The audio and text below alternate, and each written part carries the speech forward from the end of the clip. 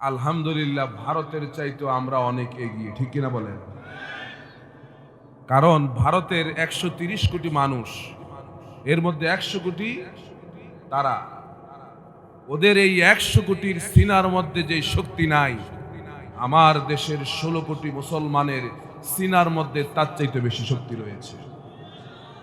সেই শক্তির নাম ঈমান। শক্তির নাম কি?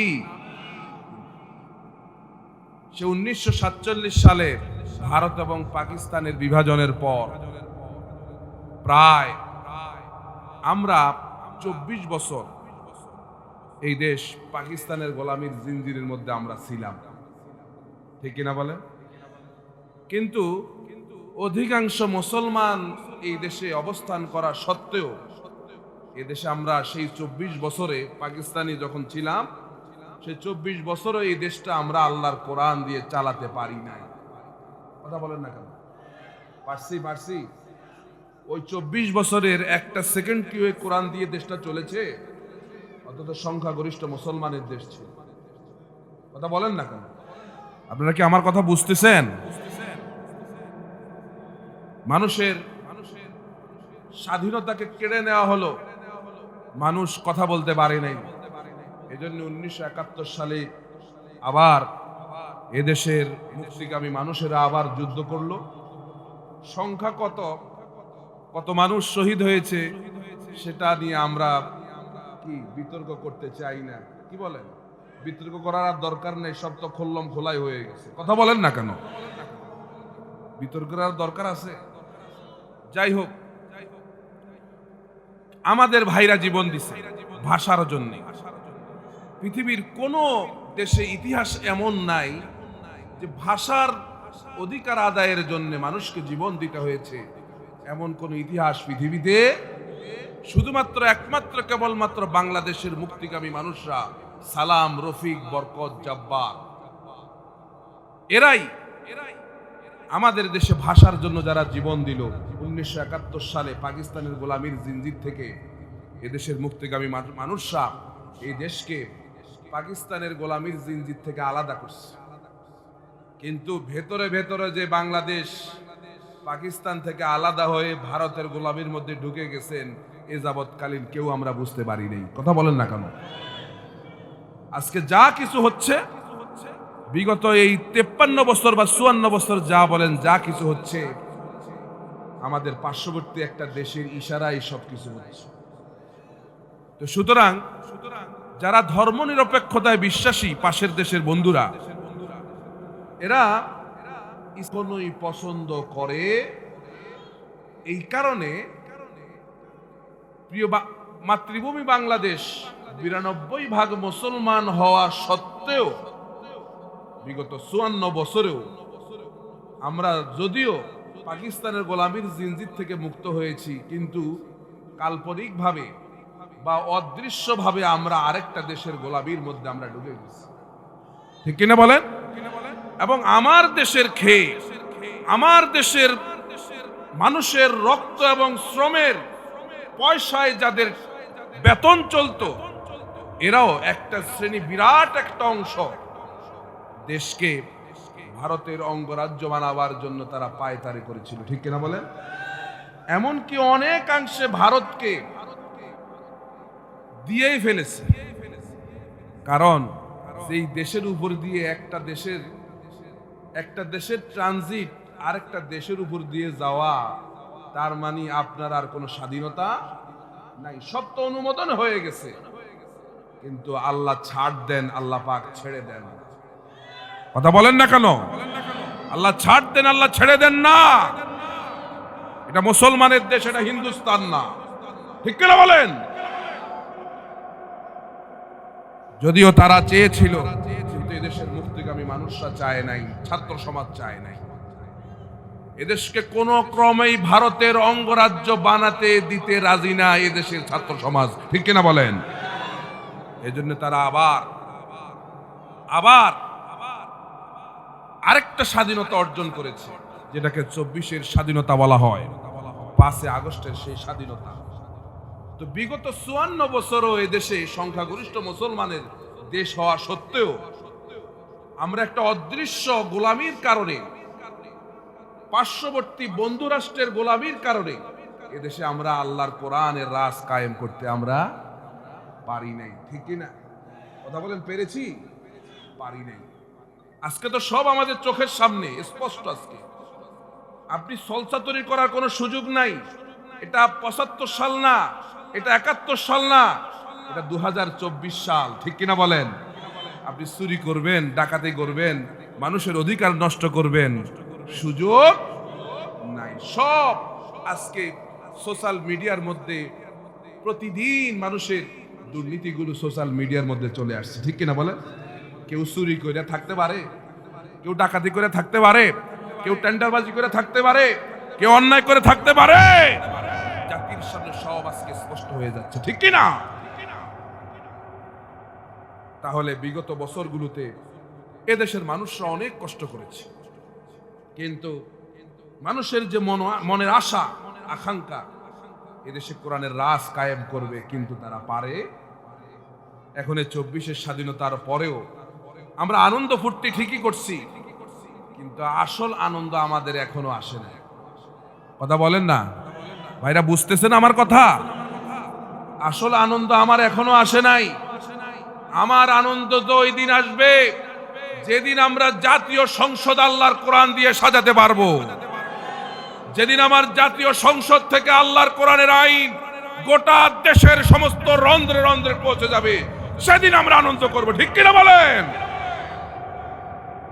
আল্লাহ রাব্বুল আলামিন বলেন, কুল বিফাদলিল্লাহি ওয়া বিরাহমাতিহি ফাবিযালিকা ফালইফরাহু হুয়া খায়রুম মিম্মা ইয়াজমাউন। হাবিব, মানুষদেরকে জানায় দেন এই কোরআন আপনাকে দান করেছি হেদায়েতের জন্য, মানুষের হেদায়েতের জন্য কোরআন পাঠাইয়া দিলাম। সুতরাং কোরআন পেয়ে যেন আপনার উম্মতেরা আনন্দ করে।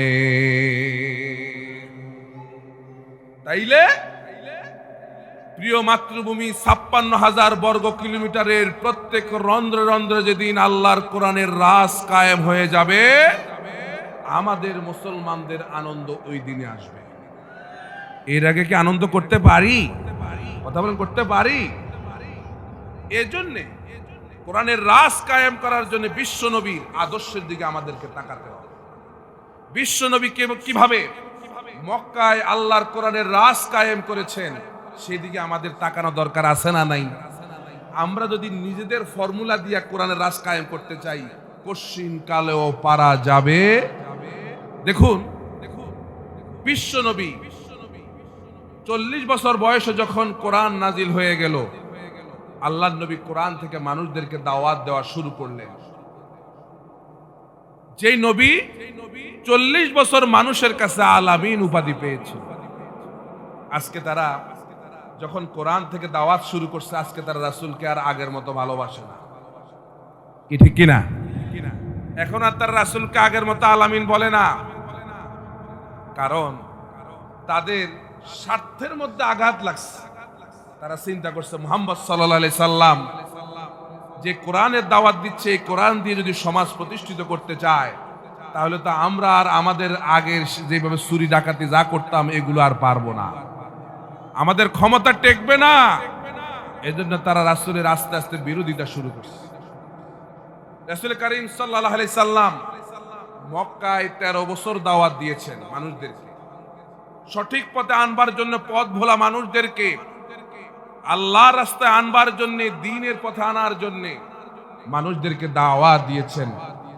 এমনকি তিনি কিছু মানুষকে ইসলামের পথে আনতে সক্ষম হয়েছেন। ঠিক কিনা বলেন? যাদেরকে এনেছেন তারা নির্যাতন নিষ্পেষণ সহ্য করতে হয়েছে। রাসূল কারীম সাল্লাল্লাহু আলাইহি সাল্লাম মক্কায় ১৩ বছর থাকাকালীন একটা মুহূর্তের জন্য সমাজ থেকে সুদ, ঘুষ, দুর্নীতি, বেহায়াপনা, ব্যভিচার, পতিতাবৃত্তি, জুলুম, এরপরে নানাবিধ অন্যায় কর্মকাণ্ড আল্লাহর নবী সমাজ থেকে বন্ধ করতে পারেন? কথা বলেন, পারছেন কিনা? কেন পারেন নাই? রাসূলের কাছে তখন শুধু আওয়াজ ছিল, তিনি মানুষকে বুঝাইতে পারতেন, কিন্তু রাসূলের কাছে তখন ক্ষমতা, সবাই বলেন ক্ষমতা ছিল। যেমন আমার কাছে কি এখন ক্ষমতা আছে? কথা বলেন, আমার ক্ষমতা কতক্ষণ? আমার ক্ষমতা হচ্ছে ধরুন আর সর্বোচ্চ আধা ঘন্টা আমি চেয়ারে বসে আছি, এরপর আমাকে স্যাজ ছাড়া লাগবে নাকি লাগবে না? আমি যদি এখানে জোর করে বসে থাকি, আপনারা কি মানবেন? মানবেন না, কারণ আমার ক্ষমতা এতটুকু। এখন আমি যদি এখানে বসে বসে বলি, মাতাব্বর হাটের প্রিয় ভাইয়েরা, আগামীকাল থেকে আপনারা এই সমাজে কেউ সুদ খাবেন না, কি ঠিক আছে কিনা? আমার এই কথা মাতাব্বর হাটের লোকেরা শুনবে? কথা বলেন, শুনবে? এই এলাকার লোক না, আজকে এখানে যারা আছে এখানেই তো অনেক লোক আমার কথা শুনবে না, ঠিক কিনা বলেন? হ্যাঁ, আমার কথা ওই দিন শুনবে যেদিন আমি বাংলাদেশের একটা গুরুত্বপূর্ণ জায়গা ওখান থেকে যদি ঘোষণা করতে পারি, তাহলে ওই দিন আমার কথা তারা শুনবে, ঠিক আছে কিনা? ওই জায়গার নাম সংসদ, ওই জায়গার নাম, কথা বলে। তা আমরা কি এই ভালো চিন্তার, ন্যায় এবং ইনসাফ ভিত্তিক সমাজ প্রতিষ্ঠিত করার এই চিন্তার মানুষগুলো কি আমাদের জায়গা মতো যেতে পেরেছে? কথা বলেন, পেরেছে?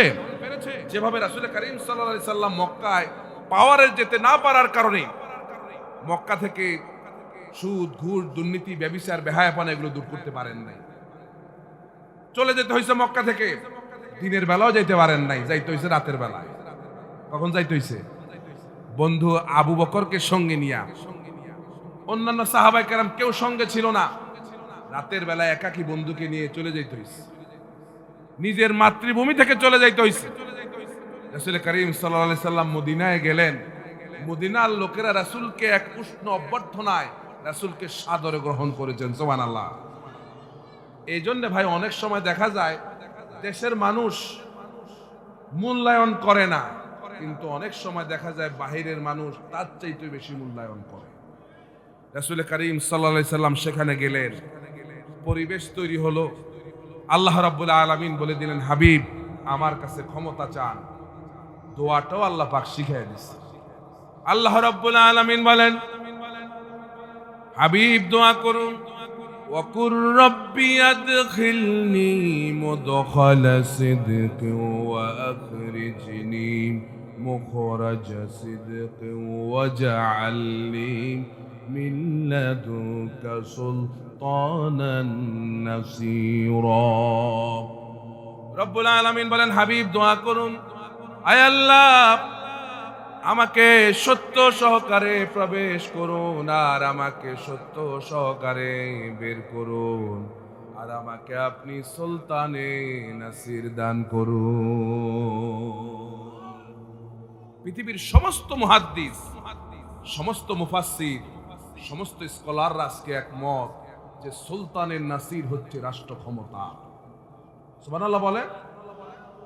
তাহলে এই ২৪-এর স্বাধীনতার পরে প্রিয় মাতৃভূমি বাংলাদেশের মুসলমানদের সবচেয়ে বড় যেই জিনিসটা প্রয়োজন, এটার নাম হলো রাষ্ট্র ক্ষমতা, ঠিক কিনা বলেন? কারণ রাষ্ট্র ক্ষমতা মুসলমানদের হাতে না আসা পর্যন্ত আল্লাহর কোরআন দিয়ে সমাজ প্রতিষ্ঠিত করা যাবে। আর সেই রাষ্ট্র ব্যবস্থায় কোরআনকে প্রতিষ্ঠিত করার জন্য সবার আগে আমাকে আপনাকে রান্নাঘর থেকে জাতীয় সংসদ পর্যন্ত দ্বীনকে প্রতিষ্ঠিত করতে হবে। কারণ মক্কায় সাহাবায়ে কেরামদের, রাসূলের যুবক সাহাবীদের অক্লান্ত পরিশ্রম আর ত্যাগের বিনিময়ে, এমনকি তাদের রক্তের উপর ভিত্তি করে, সাহাবীদের রক্তের উপর ভিত্তি করে মদিনায় দ্বীন প্রতিষ্ঠিত হয়েছে, আল্লাহর কোরআনের সমাজ প্রতিষ্ঠিত হয়েছে, ঠিক কিনা বলেন?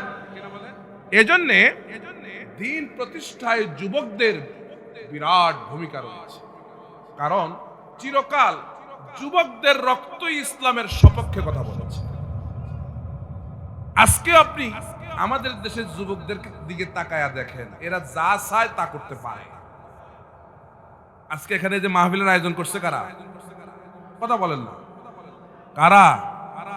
এরা যদি চাইতো এখানে গানের অনুষ্ঠানের আয়োজন করতে পারতো না? আপনি মুরব্বী, আপনি কি ঠেকায় রাখতে পারতেন? যুবকরা যা চায় তা করতে পারে। তার চাইতে বড় প্রমাণ হলো আমাদের 5 আগস্ট, ঠিক কি না?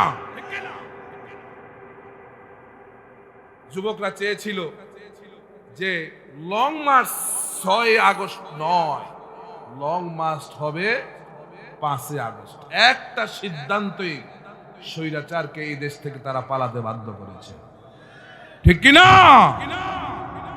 এজন্য সেই যুবকরা যদি আবার ইসলামের সপক্ষে এসে যদি তারা বলে এদেশে আমরা কোরআনের রাজ কায়েম করতে চাই, পৃথিবীর কেউ আমাদেরকে বাধা দিয়ে রাখতে পারবে না, তারা যদি এটা চায় পারবে? এই মাতাব্বর হাটের ভাইরা আমার, তারা যদি চায় পারবে? এজন্য আমার আজকের আলোচনা যুবকদের জন্য। মুরব্বীরা দোয়া করবে আর যুবকরা মাঠে ময়দানে কাজ করতে হবে, ঠিক কিনা বলে? আজকে মাহফিলগুলো এলোমেলো কথা না বলে কিছু মেসেজ আপনাদেরকে দিয়ে যেতে চাই। দিন প্রতিষ্ঠিত না হলে, রান্নাঘর থেকে সংসদ ভবন পর্যন্ত দিন প্রতিষ্ঠিত না হলে আপনি শুধু কোরআনের সমাজের স্বপ্নই দেখে যাবেন, বাস্তবে তা কখনো আমাদের সামনে আসবে না। কথা ঠিক না বে ঠিক? তাই আসুন আজকে দিন প্রতিষ্ঠায় যুবকদের ভূমিকাটা কি, কি হওয়া উচিত, যুবকদেরকে কি কাজ করা দরকার, কেমন যুবক হওয়া দরকার, সেই বিষয়ের উপর আমরা কথা শুনবো। আমি আমার ভূমিকা দীর্ঘায়িত করতে চাই না। আমার মনে হয় আমার এই সংক্ষিপ্ত ভূমিকা আমি আপনাদেরকে বোঝাতে সক্ষম হয়েছি। কি বলেন? আজকের আলোচনার থিম, আজকের আলোচনার মূল বিষয় আমি আপনাদেরকে বোঝাতে সক্ষম হয়েছি বলে আমি মনে করি। তাই আর ভূমিকা দীর্ঘায়িত না করে শয়তানের ওয়াসওয়াসা থেকে আল্লাহর কাছে পানাহ চেয়ে আমরা সবাই শুরু করতে চাই। সকলে পড়ি, আউযু বিল্লাহি মিনাশ শাইতানির রাজীম, বিসমিল্লাহির রাহমানির রাহিম। শারআ লাকুম মিনাদ-দীনি মা ওয়াসসা বিহি নূহা والذي أوحينا إليك وما وصينا به إبراهيم وموسى وعيسى أن أقيموا الدين ولا تتفرقوا فيه صدق الله العظيم। سورة الشورى কুরআনুল কারীমের 42 নম্বর সূরা। এই সূরায় আল্লাহ সুবহানাহু ওয়া তাআলা আয়াত দিয়েছেন 53টি। রাসূল করিম সাল্লাল্লাহু আলাইহি সাল্লামের হিজরতের পূর্বে নাজিল হয়েছে বিধায় তাফসীরের ভাষায় এই সূরাকে মাক্কি সূরা বলে। আমরা আজকে যে সূরা থেকে কথা শুনবো সেই সূরার নাম সূরাতুশ শুরা। বলতে পারবেন? সবাই বলতে পারবেন? সূরার নাম সূরাতুশ শুরা। বলেন শুরা।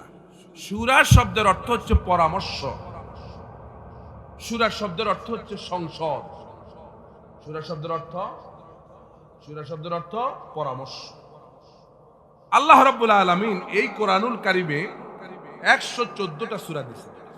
কয়টা সূরা? এটা খুলে দেখছেন তো আপনারা? কারা কারা দেখছেন একটু হাতটা উঠান না। সবাই আমরা হাতটা উঠাইতে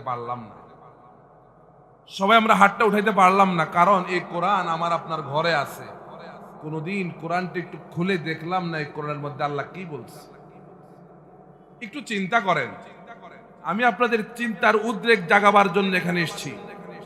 একটু চিন্তা করেন, আপনি কোরআন পড়তে পারেন না, লেখাপড়া জানেন না, হঠাৎ রাত 12টার সময় আপনার কাছে বাংলাদেশের স্বরাষ্ট্র মন্ত্রণালয় থেকে একটা চিঠি এসেছে।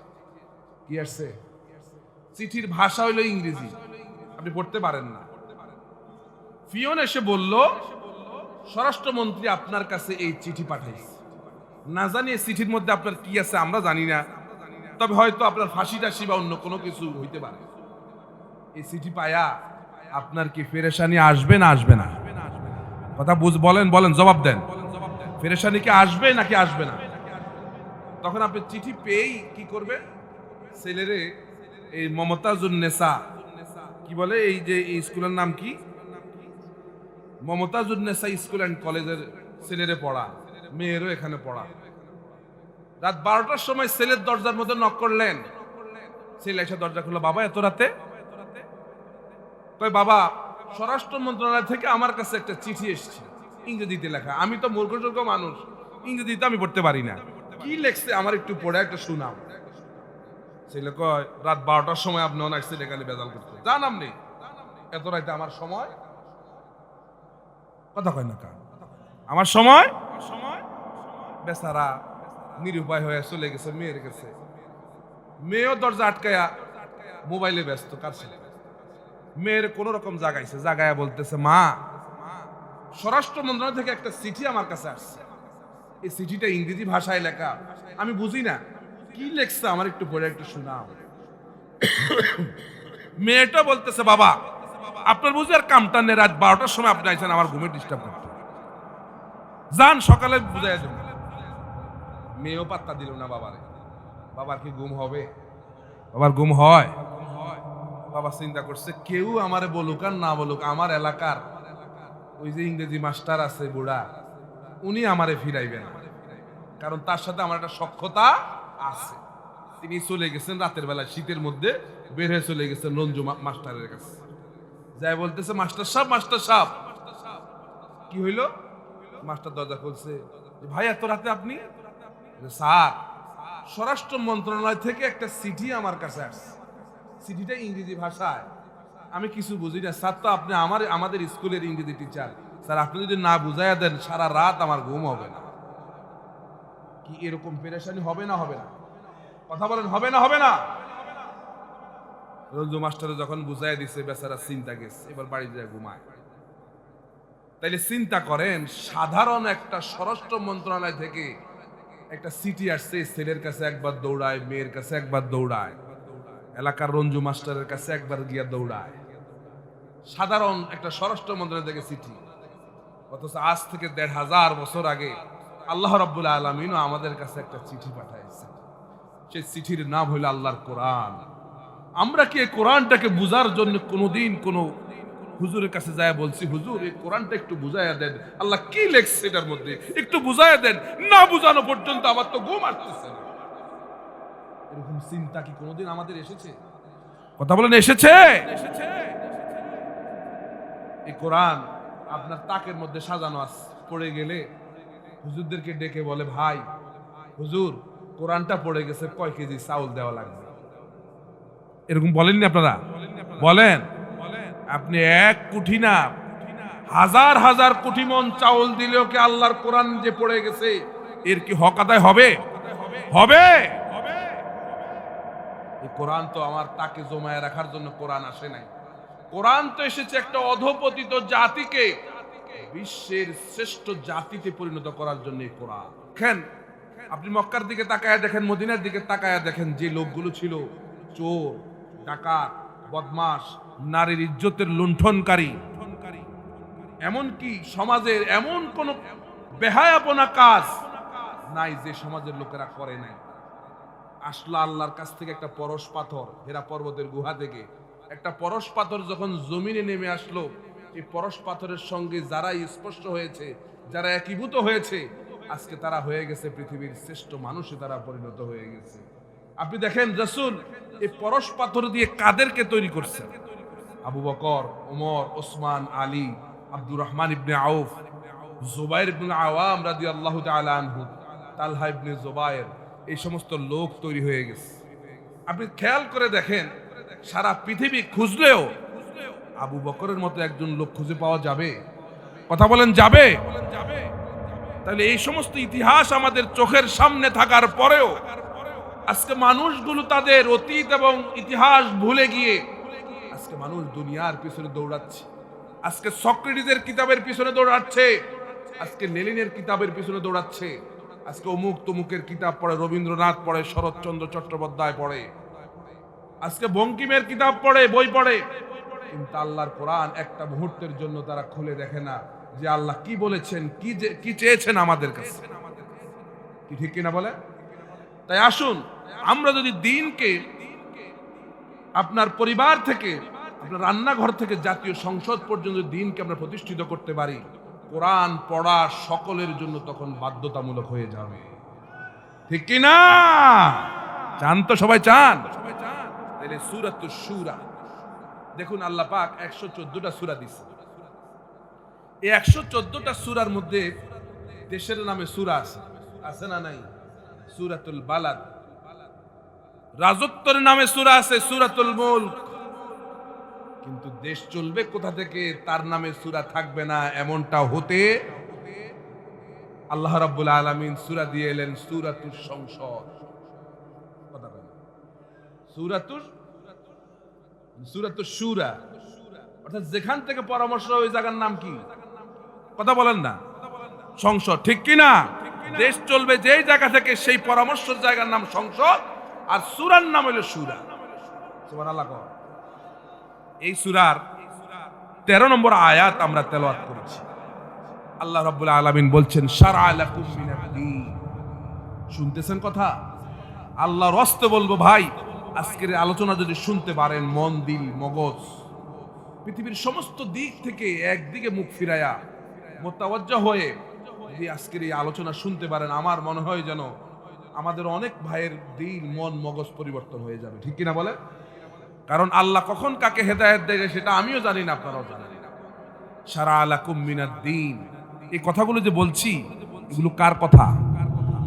এটা কি রবীন্দ্রনাথের কথা, সক্রেটিসের কথা, লেনিনের কথা, মাও সেতুংয়ের কথা, শরৎচন্দ্রের কথা, বঙ্কিমের কথা? কথা কার? তাহলে সেভাবে তাআযীমের সহিত আমাদেরকে শুনতে হবে। আল্লাহ বলছেন, আল্লাহর কথা, লাউহে মাহফুজ থেকে কথাগুলো এসছে, আল্লাহ পাকের পাঠানো কথা। শারআ লাকুম মিনাদ-দীন, দ্বীনকে, ইসলামকে, খেয়াল করবেন, দ্বীন মানে ইসলাম। দ্বীন মানে কি? ইসলামকে তোমাদের জন্য ফরজ করে দিয়েছি, বিধিবদ্ধ করে দিয়েছি। মা ওয়াসা বিহি নূহা, যে নির্দেশনা আমি হযরতে নূহ আলাইহিস সালামকে দিয়েছিলাম। সুবহানাল্লাহ বলবেন না? ওয়াল্লাযী আওহাইনা ইলাইকা, হাবিব আপনার উপরও এই ওহী আমি নাজিল করেছি। ওয়ামা ওয়াসাইনা বিহি ইব্রাহিমা ওয়া মূসা ওয়া ঈসা, যে নির্দেশনা আমি দিয়েছিলাম ইব্রাহিম, ঈসা এবং মূসা আলাইহিমুস সালামদের উপরে। সেই নির্দেশনাটা কি ছিল শুনবেন? কথা বলেন, শুনবেন? মনোযোগ আছে?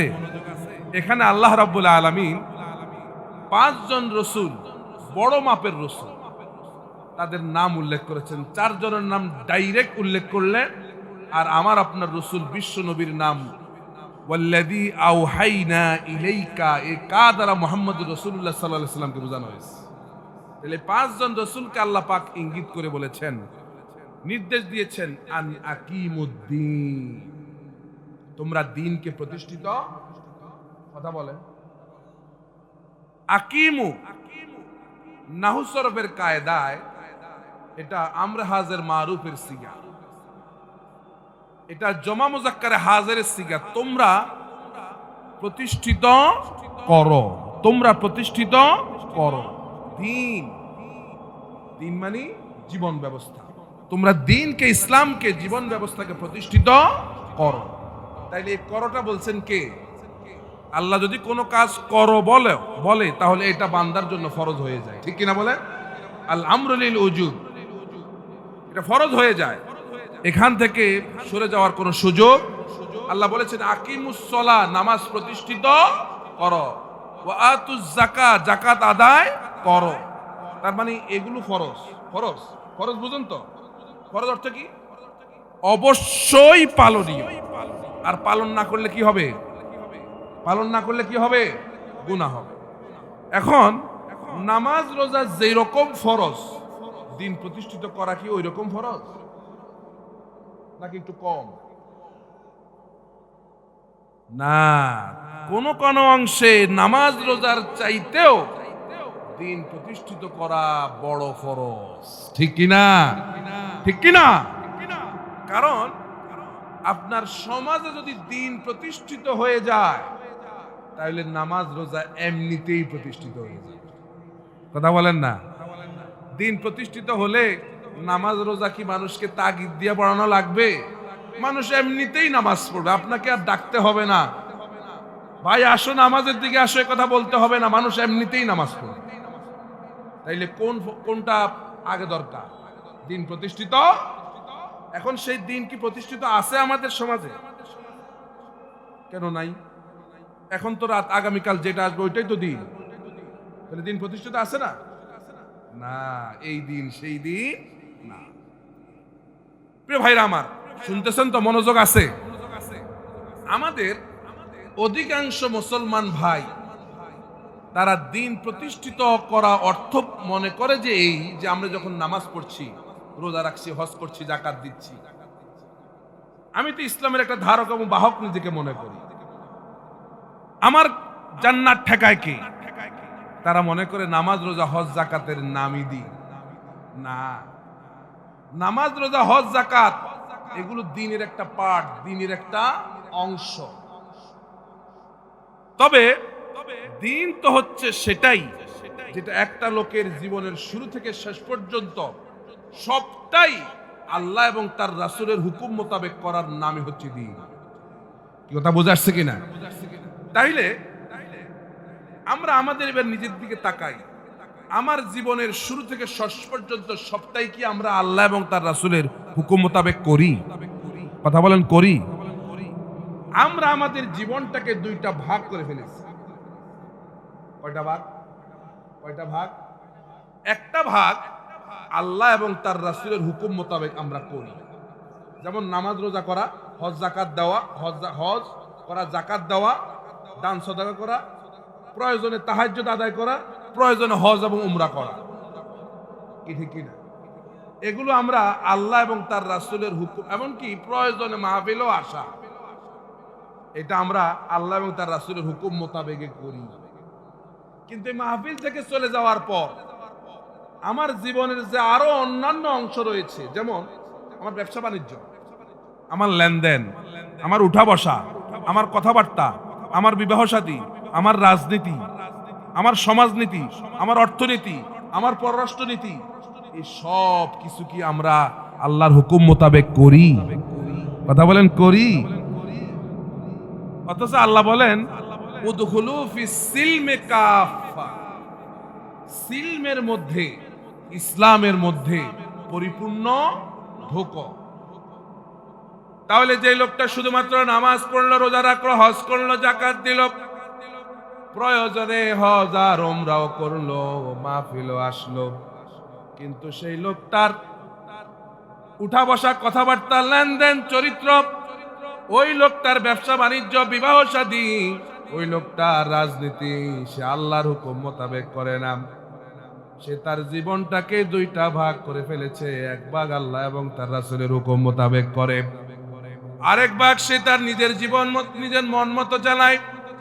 এইভাবে করে জীবনের সকল সেক্টরে যেগুলো পছন্দ হয় আল্লাহ এবং তার রাসূলের হুকুম মোতাবেক করে, আর যেগুলো নিজের মনের সঙ্গে মিলে না এগুলো নিজের মন মতো করে। এভাবে করে 1000 বছর যদি আপনি বাঁচেন, এই 1000 বছর যত আমল করলেন, এই আমলগুলো ইমানদারের আমল না, এগুলো হইল মুনাফিকি আমল। কোন মুসলমান জীবনকে দুই ভাগ করতে পারে না।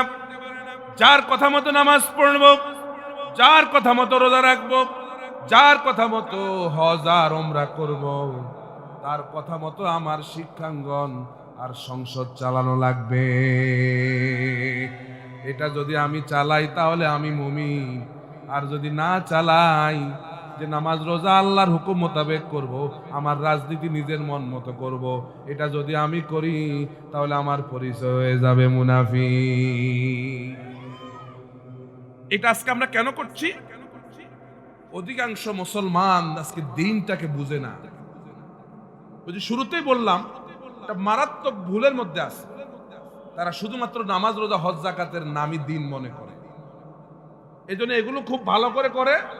এমনকি শবে বরাত আর শবে কদর আসলে ওরে বাবারে 70 রাকাত 80 রাকাত পর্যন্ত নফল নামাজ পড়ে। কথা বলে, আমাদের দেশে এক আল্লাহর ওলি ছিল না, প্রতিদিন 70 রাকাত নফল নামাজ পড়তো। ওরা কথা কয় না, ছিল নাকি? প্রতিদিন 70 রাকাত তুমি নফল নামাজ পড়ো। আল্লাহ হেফাজত করো এই সমস্ত আল্লাহর ওলি না উলি উলি, এই সমস্ত শয়তান থেকে আল্লাহ হেফাজত করুক, বলে আমিন। প্রিয় ভাইরা আমার, তাই আসুন আমাদের যেন এই বিরাট একটা অংশ যেন আমরা এই ভুলের মধ্যে আর না থাকি। ভুল থেকে বেরিয়ে আসা দরকার আছে না নাই? আছে না নাই? তাহলে আমার জীবনের সবটাই হওয়া লাগবে আমার আল্লাহ এবং আমার রসুলের হুকুম মোতাবেক। ঠিক কিনা? ঠিক কিনা? এই জন্যে দিনকে বোঝা লাগবে, দিন কি জিনিস। আসুন আমরা দিনের কিছু ব্যাখ্যা করি, দেখি দিন শব্দ আমরা বুঝতে পারি কিনা। আমরা যে আয়াত তেলাওয়াত করেছি, এই আয়াতের মূল ফোকাস হচ্ছে আকিমুদ্দিন, দিন প্রতিষ্ঠিত। এখন দিন কি? দিন শব্দের কয়েকটি অর্থ করেছেন শাহ ওয়ালিউল্লাহ মুহাদ্দিস দেহলভী। মনোযোগ কি আছে না গেছে? এখানে আছে মনোযোগ? তাহলে দিন শব্দের কয়টা অর্থ করেছেন? আমার মুখে মুখে বলেন। 4টা। কয়টা? জোরে বলুন। 4টা। এগুলো আমি আমার আলোচনার শেষে আবার জিজ্ঞেস করবো, দেখি বলতে পারেন কিনা। কথা বুঝে আসছে তো? 1 নম্বর অর্থ হচ্ছে প্রতিদান। দিন শব্দের 1 নম্বর অর্থ কি? সবাই বলেন। সবাই বলে নাই, সবাই বললে আওয়াজ একটু বেশি হওয়ার কথা। দিন শব্দের 1 নম্বর অর্থ প্রতিদান। এখন প্রতিদান কি? প্রতিদান হলো এই পৃথিবীতে আমি যা কিছুই করি না কেন সব কিছুর একদিন হিসাব হবে, আর ওই দিনটাকে বলে প্রতিদান দিবস। বলে কিনা? সেই দিনটা হাসরের ময়দান। দিনটা কোথায়? হাসরের মাঠ। ওই দিনে আল্লাহ পাক আপনি দুনিয়াতে যা কিছু করছেন ওই সব কিছুর হিসাব আল্লাহ পাক ওখানে দিবে। রব্বুল আলামিন বলেন মালিকি ইয়াউমিদ্দিন, আল্লাহ হচ্ছেন তিনি যিনি প্রতিদান দিবসের মালিক।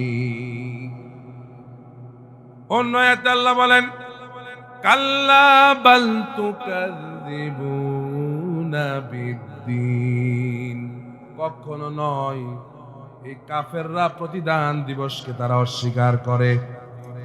কাফেরেরা প্রতিদান দিবসকে অস্বীকার করে। হাসরের একটা মাঠ হবে, এটা আমরা বিশ্বাস করি, সবাই করি।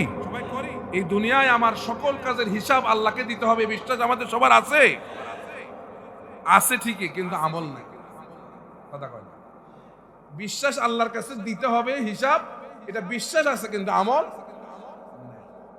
যদি আমল থাকতো তাইলে কি লোকটা চুরি করতো, ওজন কম দিত, খাদ্যে ভেজাল দিত, আরেকজনের জমিনে আইল ঠেলতো? কথা বলে না কা? যদি তার কাছে বিশ্বাস এটা থাকতো এবং যদি আমল থাকতো, তাহলে এই লোকটা কারো সম্পদে অন্যায়ভাবে হাত দিত। কারণ তার মাথার মধ্যে চিন্তা থাকতো, না রে, আরেকজনের সম্পদ অন্যায়ভাবে আমি খাচ্ছি নিচ্ছি, আজকে আমার শক্তি আছে, একদিন তো আমার এই শক্তি আর থাকবে না, তখন আমি আল্লাহর কাছে কি হিসাব দিব, কি জবাব দিব, এই চিন্তা তার মাথায় ঢুকলে সে এই কাজ করতে পারত না। কথা বলেন না কা? যে লোকটা 36,000 কোটি টাকা দেশ থেকে পাচার করে দিছে, নাম কি? এই দরবেশ, নাম কি? কি দরবেশ না দর্শেবেশ? কথা বলেন না।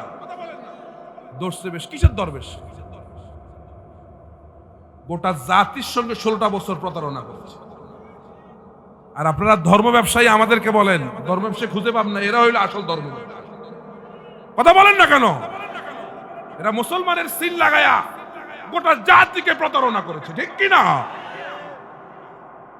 এরপরে বাঁচার জন্য মুখের দাড়ি পর্যন্ত চাইছে। এখন আলোচনা শুনে জবাব দেন নাই কেন? দিন প্রতিষ্ঠিত, দিন প্রতিষ্ঠিত। 2 নম্বরে ওয়া মানহাজহুমুল কোরআন, যাদের সংবিধান হয়ে যায় আল্লাহর কোরআন। 3 নম্বর কাজ ও আমালুহুম আমরি বিল মারুফ নাহা আনিল মুনকার, এরা মানুষদেরকে ভালো কাজের আদেশ দেয়, অন্যায় কাজ থেকে মানুষদেরকে ফেরায়। ওয়াইজা মারিদা হাদুহুম আদুহু, কেউ যখন অসুস্থ হয়ে যায় সবাই মিলে তার সেবা করে। ওয়াইজা ইফতাকারা নাসারুহুম, কেউ যখন ফকির হয়ে যায়, দরিদ্র হয়ে যায়, সবাই মিলে তাকে সাহায্য সহযোগিতা। সুবহানাল্লাহ বলবেন না? তাহলে এই 5টা কাজ সমাজের মধ্যে তখনই প্রতিষ্ঠিত হয়ে যাবে, সমাজ সুখী সমৃদ্ধ।